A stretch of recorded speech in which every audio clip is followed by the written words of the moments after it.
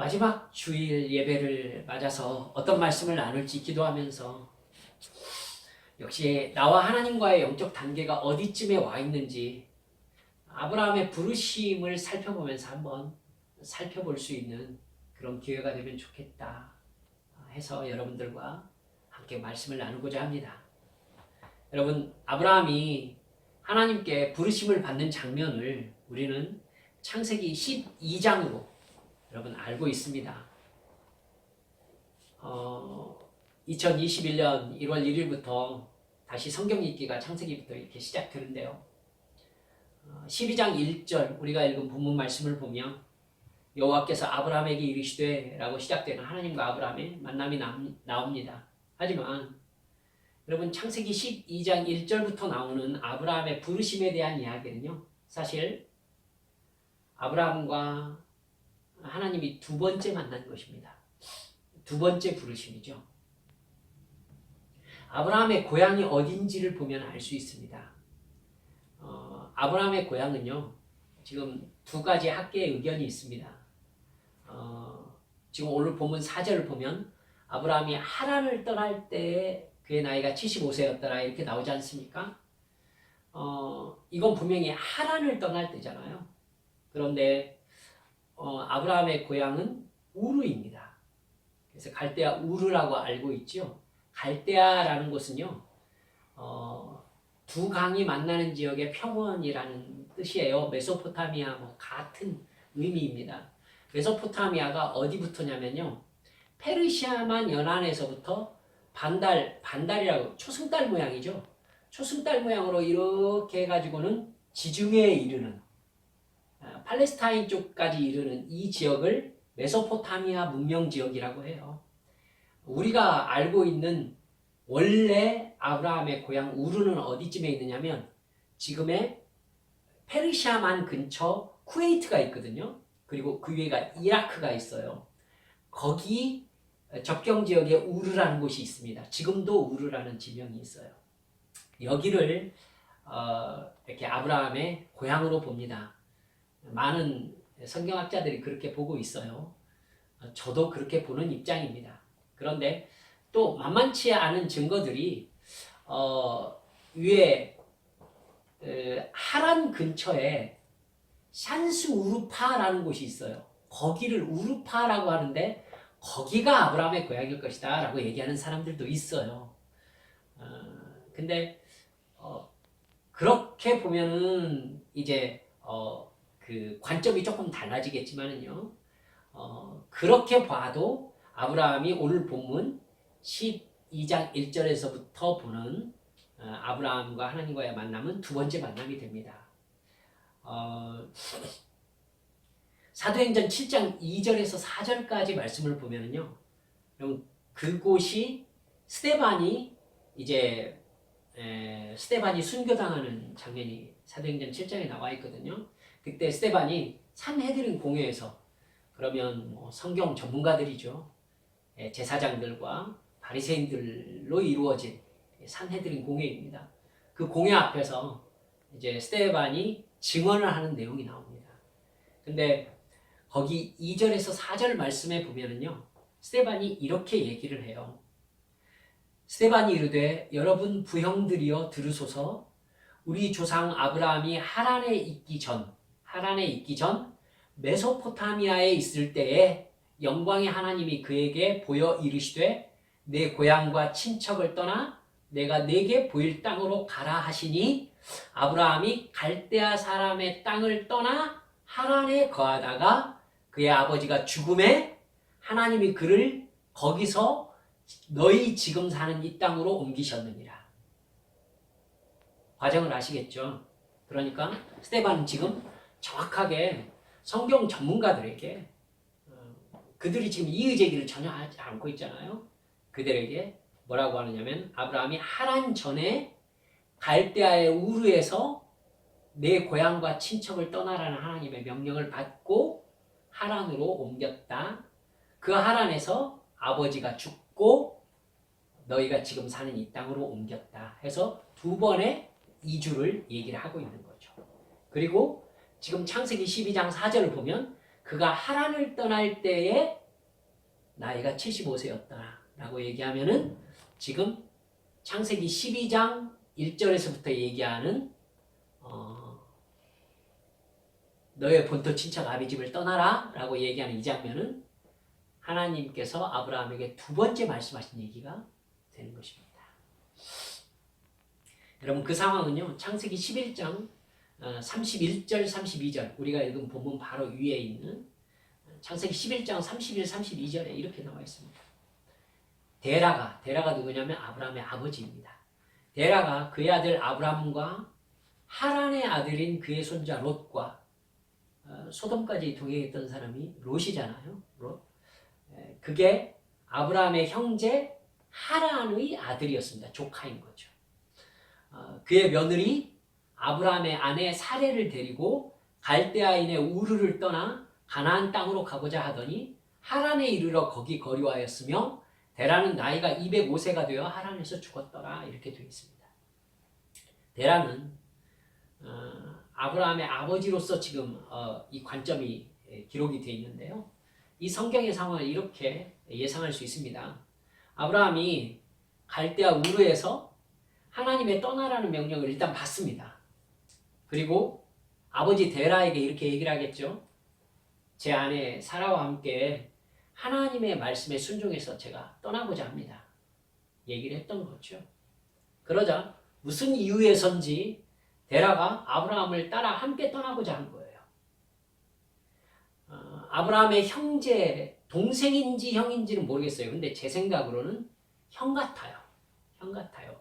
아브라함의 형제 나홀은 결혼해서 이미 자기 터전을 가지고 있었습니다. 그렇기 때문에 우르에 남겨두었어요. 그리고 또 다른 형제 하란은 갈대아 우르에서 이미 죽었다라고 나오잖아요. 그렇기 때문에 이 하란의 아들 롯을 함께 데리고 떠나는 겁니다. 그러니까 나홀은 남겨두고 데라와 아브라함과 사라와 롯이 위로 1000km 정도 올라온 거예요. 그러니까 메소포타미아 문명의 가장 남쪽에서 가장 북쪽으로 이동을 한 것입니다. 그래서 하란까지 왔어요. 1000km 정도 됩니다. 여러분 지금은 국경을 거의 3개를 넘는 지역입니다. 이라크를 지나서 그 다음에 시리아를 넘어서 터키 접경 근방까지 가야 하란이 있습니다. 그런데 또 무슨 이유에선지 데라가 하란에서 멈춘 거예요. 메소포타미아 가장 남쪽에서 북쪽으로 지금 이동해서 거기서 가나안으로 이동을 해야 되는데 거기서 쓴 겁니다. 유프라테스 강의 가장 하류에서 가장 상류로 지금 올라온 셈입니다. 데라는요. 갈대아 우르에서 먼저 죽은 아브라함의 형제 하란의 이름으로 그곳을 이름을 정하고 그곳에서 정착을 해버립니다. 그리고 여러분 제가 생각할 때는 얼마 지나지 않아서 남겨두었던 나홀이 우르를 떠나서 함께 아브라함이 있는 곳으로 합류한 것 같아요. 그래서 하란을 나홀의 성이라고도 해요. 나홀의 성. 나홀의 성이 어디에서 나오느냐면 나중에 이삭의 아들, 이삭의 부인을 택할 때 리브가를 택할 때 아브라함이 엘리에셀에게 얘기를 하거든요. 너는 내 고향으로 가서 내 아들의 부인을 택하여 오너라 라고 얘기를 해요.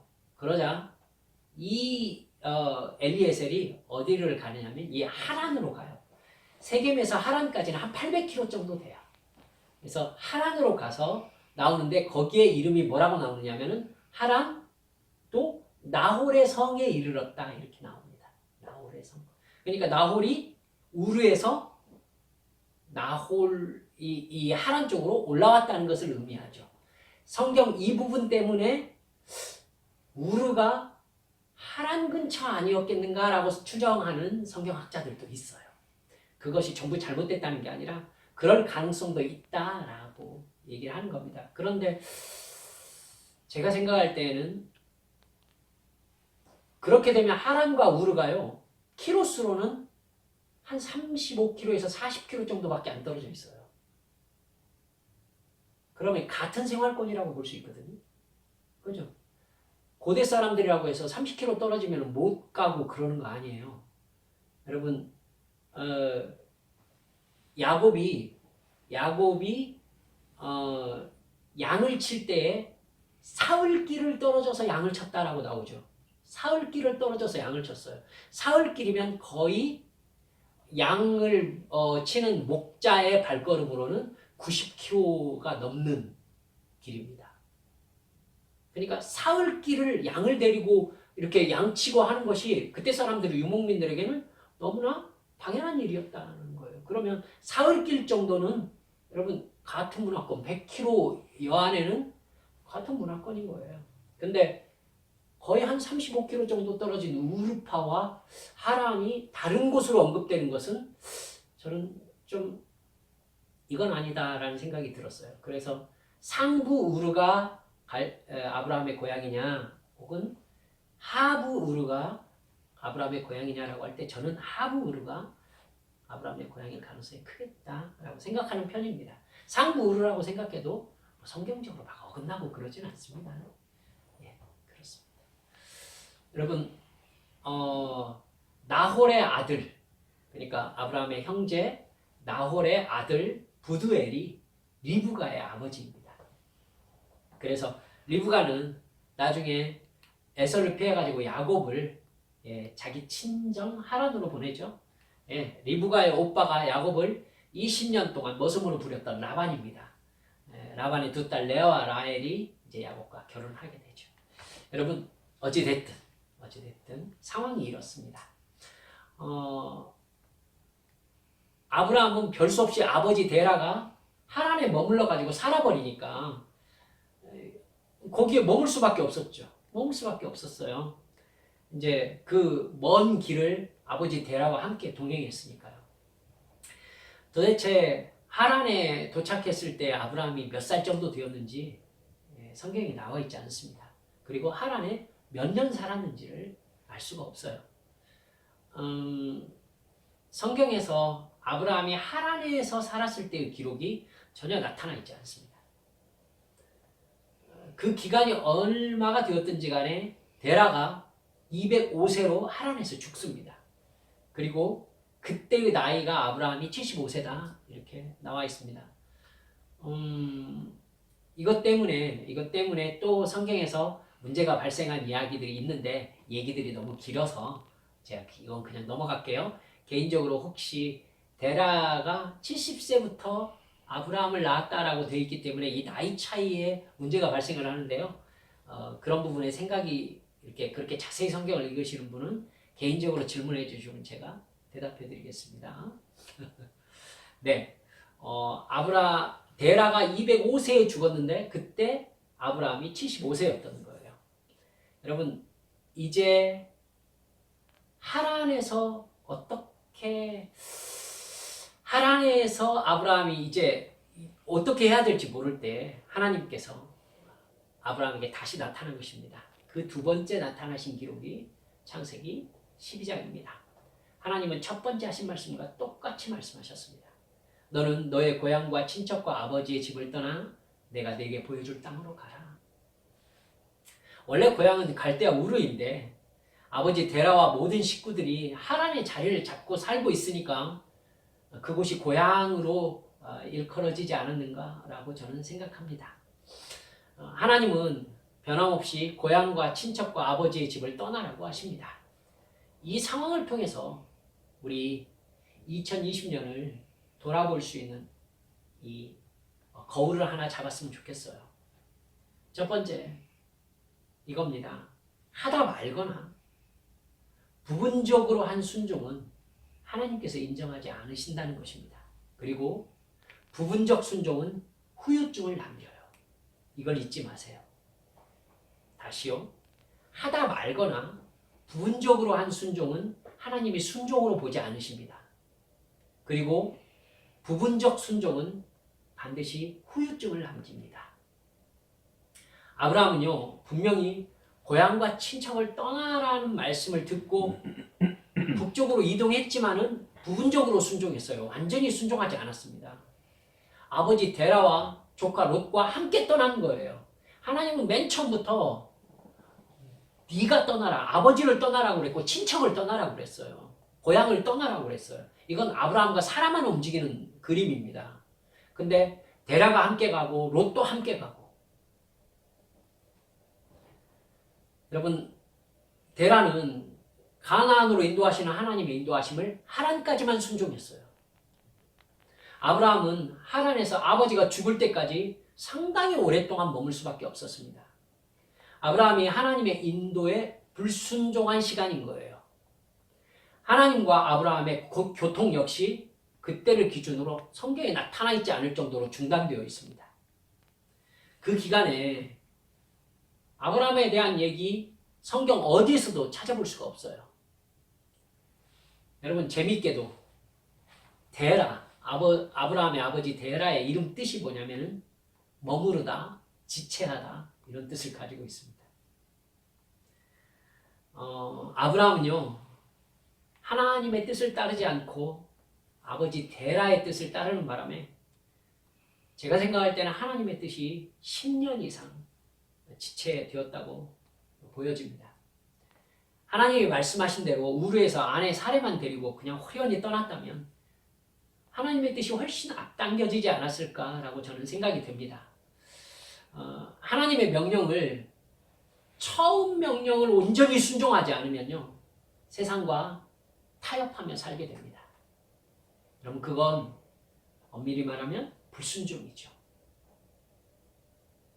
여러분, 한 칸 더 들어가 볼까요? 아브라함은요, 하란에서 하나님께서 분명히 얘기하잖아요. 너의 고향과 친척과 아버지의 집을 떠나라고 얘기를 하는데요. 이 두 번째 하나님의 말씀을 듣고 다시 하란을 떠나는데 가나안으로 가는 800km 정도의 길에 5절을 보면요, 조카 롯을 또 데리고 갑니다. 조카 롯이 사실은 하나님의 계획에는 동행하면 안 되는 사람 아닐까요?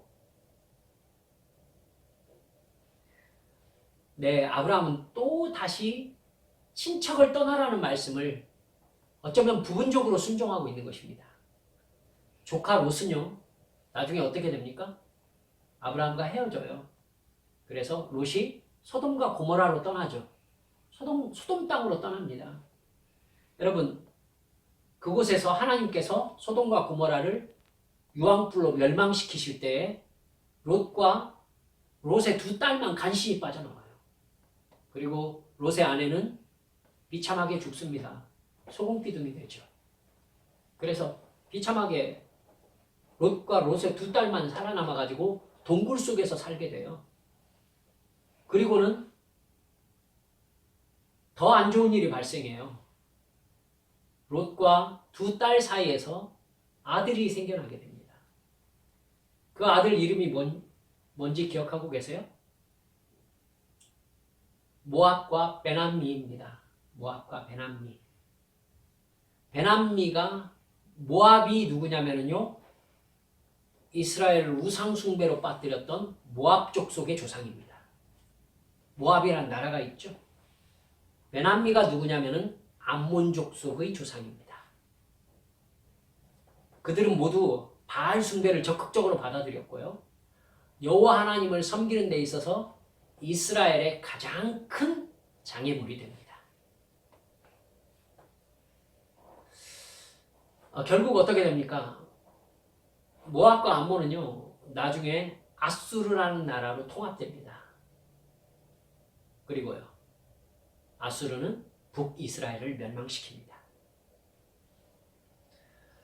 여러분, 역사에 뒤돌아보면서 그랬더라면이라는 어떤 가정은요, 사실은 소용없어요. 그렇죠? 소용없어요. 근데 역사 전체를 알고 있는 우리들의 시각으로 보면 아브라함의 이때의 부분적 순종이 못내 좀 아쉽죠. 아쉽죠. 네. 여러분, 하나 이렇게 붙잡으십시다. 부분적 순종은 반드시 아쉬움이라고 하기에는요, 이건 후환이라고 얘기를 해야 될 정도로 상당히 심각한 결과를 낳을 수 있습니다. 하나님이 이렇게 말씀하실 때는요, 그렇게 말씀하시는 하나님의 이유가 있어요. 그러니까 작은 거라도 그냥 넘기지 말고 온전히 순종해야 돼요. 분명히 하나님께서는 너의 고향과 친척과 아버지의 집을 네가 떠나라 라고 얘기하셨어요. 떠났는데 부분적으로 순종한 이 순종이 아브라함의 인생과 더 나아가서는 이스라엘 민족 전체에 굉장히 큰 영향을 끼치게 되는 씨뿌림이 되는 것을 우리가 볼 수 있습니다. 혹시 우리가 2020년에 하나님이 나에게 주신 말씀을 온전히 순종했을까 한번 생각해 보시면 어떨까 싶습니다. 뭐 후회하고 죄책감을 가지란 얘기가 아니에요. 여러분, 틀림없이 하나님의 말씀은요, 하나님의 말씀대로 온전하게 순종했을 때와 부분적으로 순종했을 때 시간이 지나면서 겪는 게 달라요. 겪는 게 다르거든요. 이게 지혜죠. 지금 나의 상황을 싹 바라보면서 혹 내가 하나님의 말씀을 부분적으로 순종한 결과 이 상황에 있는 것은 아닐까? 라고 한번 생각해 보는 것. 이게 지혜입니다. 지혜예요. 여러분, 죄는 모래알도 물에 가라앉듯이 바윗돌만 물에 가라앉는 거 아니잖아요. 모래알도 가라앉듯이 하나님의 말씀은요, 하나님께서 그렇게 말씀하신 이만큼의 이유가 있어요. 그러니까 이만큼의 말씀을 순종한 것과 순종하지 않은 것은 그 뒤에 결과가 다른 거예요. 여러분, 우리 부분적으로 순종한 것이 있는지 한번 살펴봅시다. 그리고 여러분, 어떻게 해야 되겠어요? 늦지 않았어요. 늦지 않았어요. 순종을 온전하게 수정해야 합니다. 여러분, 결국 아브라함의 인생을 보세요. 하나님께서 맨 처음 하신 말씀, 하나님께서 이루셨어요? 이루지 않으셨어요? 봐요. 하나님은요, 결국 세겜 땅으로 아브라함을 데리고 가셨을 때 결국 아브라함과 사라만 남았어요. 롯도 떠났고요. 아버지 데라도 죽었어요. 결국 하나님이 말씀하신 하나님의 뜻은 성취돼요. 아브라함과 사라만 가게 하는 하나님의 뜻은 결국 성취된다고요. 근데 그 과정까지 오는 데 있어서 부분적 순종으로 말미암아 아브라함이 겪어야 했던 인생의 굴곡이 생기는 거죠. 이해가 가셨죠? 예, 이거예요. 여러분, 롯이 떠나고 나서 하나님께서 뭐라고 하세요? 아브라함아, 일어나라. 동서남북으로 거닐어봐라. 내가 이 모든 땅을 너에게 주리라. 여러분, 하나님께서요, 지금 12장 1절에서 하신 이 약속의 말씀을요, 데라를 떠나고 롯을 떠나보낸 세겜에서 홀로 남은 아브라함에게 다시 반복하세요. 아시겠죠? 하나님의 뜻은요, 하나님의 뜻이 온전히 이루어졌을 때 하나님의 약속이 이루어지기 시작한다는 것을 잊지 마세요. 부분적 순종일 때에는요, 하나님께서 의도하신 온전한 상태가 될 때까지 하나님 뜻의 성취, 즉 우리가 생각할 때에는 하나님이 그 사람의 인생을 복되게 하시려는 하나님의 계획이 연기돼요. 그 의미에서 우리의 2020년을 돌아보자는 것입니다.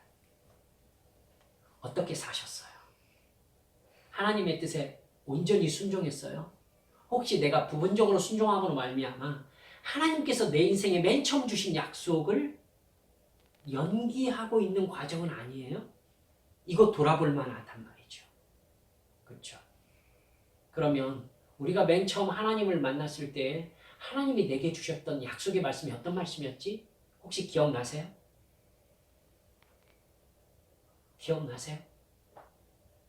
기억하세요. 그래서 어느 부분을 하나님께서 생각하시면서 어떤 상태가 되기를 원하셨는데 내가 부분적으로 순종함으로 말미암아 하나님의 약속이 연기된 것인지 밝혀내셔야 돼요. 이게 되시면 하나님께서 그 상태가 딱 되었을 때에 맨 처음의 약속이 비로소 스타트하는 것을 볼 수 있어요. 아브라함의 인생이 그랬어요. 아브라함의 인생. 아시겠죠? 우리의 부분적 순종이 뭐였는지 한번 돌아보시는 시간이 되시길 바랍니다. 두 번째, 하나님의 약속을 믿는 사람은요, 하나님께 복을 받고, 여러분 보세요. 복을 받고요. 그 은혜에 대한 응답으로 하나님께만 예배하며 순종하게 변화됩니다. 다시요. 하나님의 약속을 믿는 사람은요, 하나님께 복을 받습니다. 그리고 끝나는 게 아니라 이 복에 대한 응답으로 이 사람은 하나님께 예배하고 하나님을 사랑하며 하나님께 순종하는 사람으로 변화됩니다. 하나님이 아브라함을 두 번째 부르실 때 하신 말씀, 본문 2절, 3절 말씀을 보면은 복이라는 단어가 4번 나옵니다. 2절 말씀은 대단하죠. 내가 너로 큰 민족을 이루고 네게 복을 주어 내 이름을 창대하게 하리니 너는 복이 될지라. 여러분, 복이 될지라가 사실은 옛날 성경의 표현이 훨씬 더 저는 원어에 가깝다고 생각하는데요. 너는 복의 근원이 될지라. 복의 근원이라는 얘기는요, 샘의 이미지를 가지고 있어요. 넘쳐 흐름의 의미거든요. 그러니까 나를 채우고 다른 사람에게 흘러 넘어가는 복을 의미하거든요.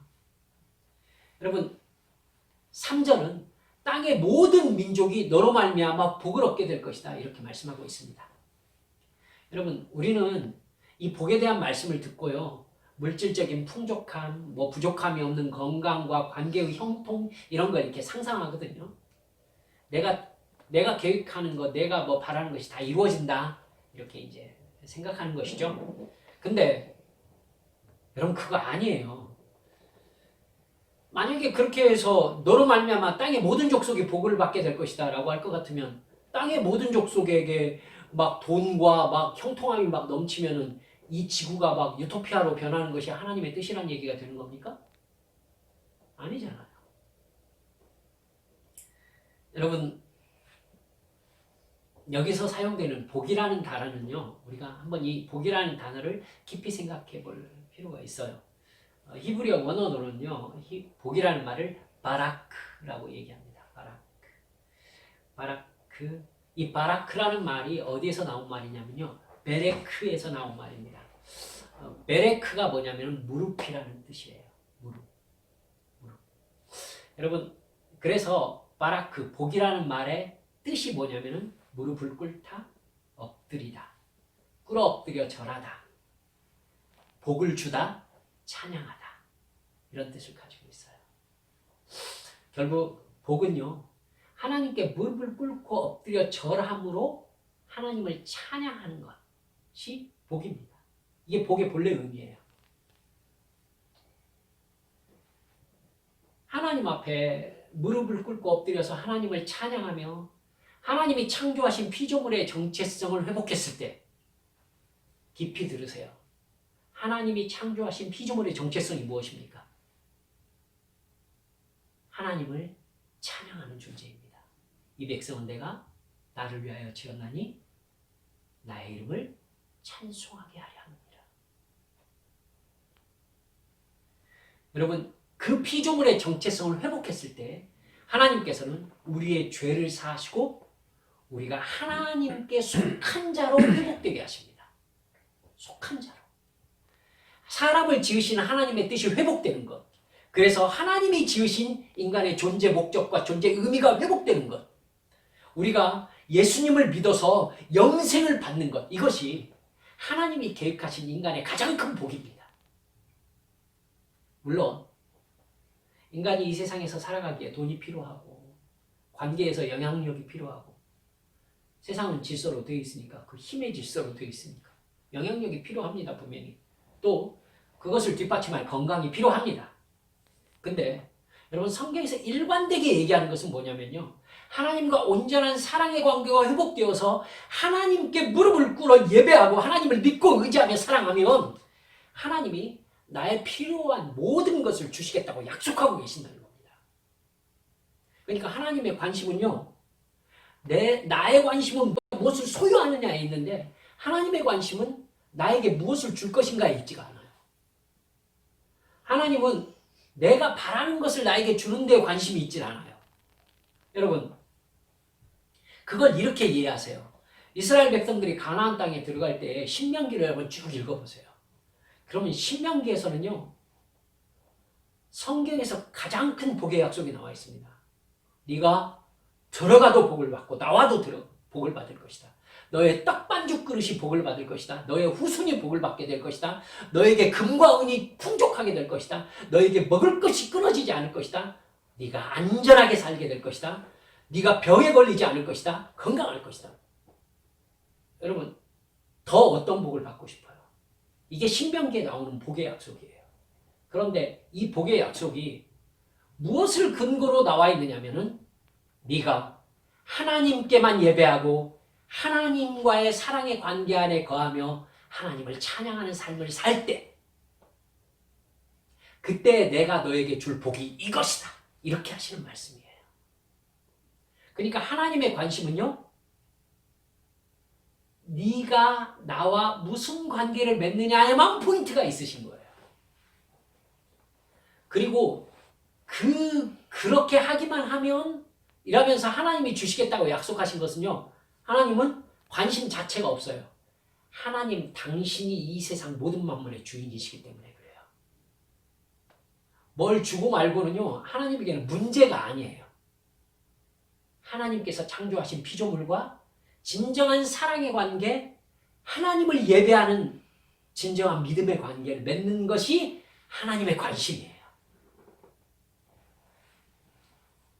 사랑하는 여러분들, 그렇기 때문에 마태복음 6장 33절은 뭐라고 얘기해요? 외워요 좀. 그건 키잖아요. 마륙 33 이렇게 외우세요. 마륙 33 너희는 먼저 그의 나라와 그의 의를 구하라. 그리하면 이 모든 것을 너희에게 더하시리라. 신구약 성경을 통해서 일관된 인간을 대하신 하나님의 방법이세요. 이게 오히려 네 무엇을 먹을까 무엇을 마실까 염려한단 말이냐? 내가 네 아버지고 네 하나님인데 하나님이 속상해하시는 모습으로 나타난다고요. 여러분 네가 지음받고 구원받은 목적인 하나님과의 사랑의 관계를 확실히 충실히 맺으라 라고 말씀하시는 말씀입니다. 그 목적이 성취되면 하나님께서 너희 삶에 부족함이 없는 은혜를 베푸실 것이다. 너의 소원을 이루어줄 것이다. 하나님 분명히 말씀하고 계세요. 그러니까 여러분 이거예요. 하나님과 우리와의 관계만 온전하게 이루어지면은요. 그 안에 하나님의 모든 좋은 것이 함께 있어요. 사도 바울도 이렇게 분명히 얘기하거든요. 자기 아들을 주신 하나님 아버지께서 너에게 필요한 모든 것을 아들과 함께 주시지 않겠느냐. 사랑하는 여러분들, 그래서 본문 12장 7절 이렇게 말씀하세요. 여호와께서 아브라함에게 나타나 이르시되 내가 이 땅을 네 자손에게 주리라 하신지라. 자기에게 나타나신 여호와께 그가 그곳에서 단을 쌓고 아브라함이 하나님께 무릎을 꿇고 엎드린 겁니다. 말씀드렸듯이 복은 곧 엎드리는 거예요. 그러니까 엎드리는 나의 예배의 행위, 하나님이 나를 지으시고 나를 구원하시는 아버지 하나님이심을 진정으로 믿고 하나님께 경배하며 하나님께 예배하며 하나님을 찬양하는 그 행위 안에 내가 바라는 모든 복이 함께 들어있어요. 함께 들어있다고. 그러니까 신명기에서 하나님의 모든 관심은요. 네가 나와 어떤 관계를 맺느냐에 집중되어 있는 거예요. 네가 나를 예배하느냐 바알을 예배하느냐. 이게 진짜 하나님과 나와의 관계의 키포인트예요. 네가 돈을 섬기느냐 하나님을 섬기느냐. 돈을 따라가면서 하나님을 돈을 버는 도구로 사용하려는 것처럼 멍청한 짓이 없어요. 하나님이 이상하다고 얘기하기 주겠죠? 이 세상 모든 게 내 거야. 근데 겨우 네가 돈을 벌기 위해서 신앙 행위를 돈을 벌려고 나를 이용하려는 마음을 가지고 있단 말이냐? 결국 나를 통해서 얻고 싶은 게 너는 돈이란 말이냐? 하나님께 온전한 예배를 회복하라는 거예요.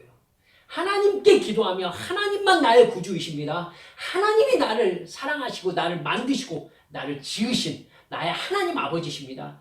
이 예배와 찬양을 회복하라는 거예요. 그러면 네가 바라는 것이 이 안에 다 들어있다는 거예요. 다 들어있다. 여러분, 우리의 지난 날을 한번 돌아보자고요.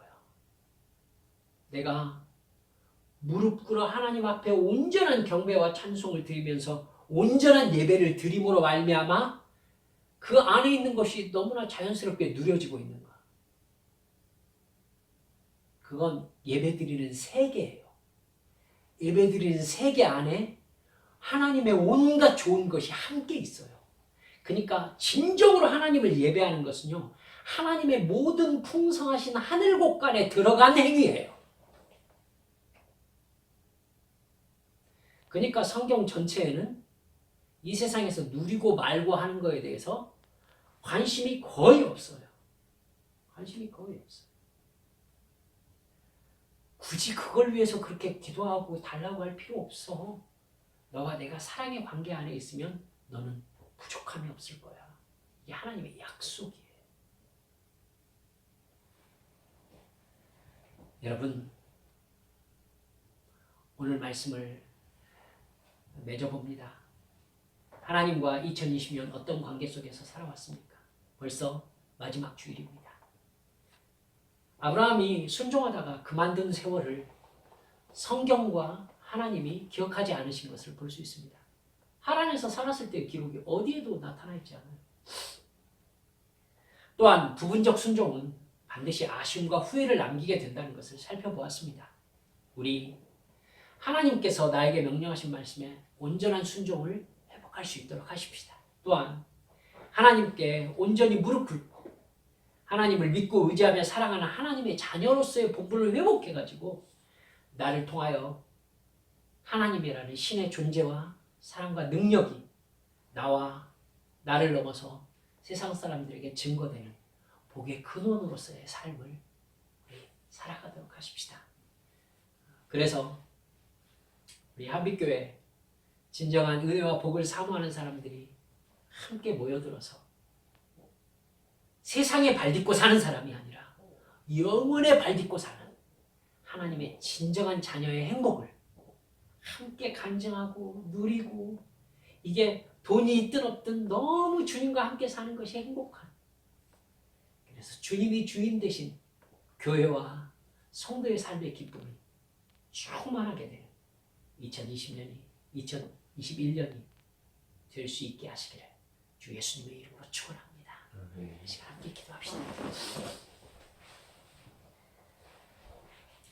이 시간 기도할 때요, 내가 하나님 앞에 어떤 모습으로 2020년을 살아왔는지 한번 돌아보십시다. 혹시 부분적으로 순종한 게 있습니까? 그리고 부분적으로 순종함으로 말미암아 하나님의 뜻이 나에게 작정하신 하나님의 뜻이 연기되는 과정에 있지는 않습니까? 혹시 성령님께서 깨닫게 해주신다면 얼른 돌이킵시다. 얼른 돌이킵시다.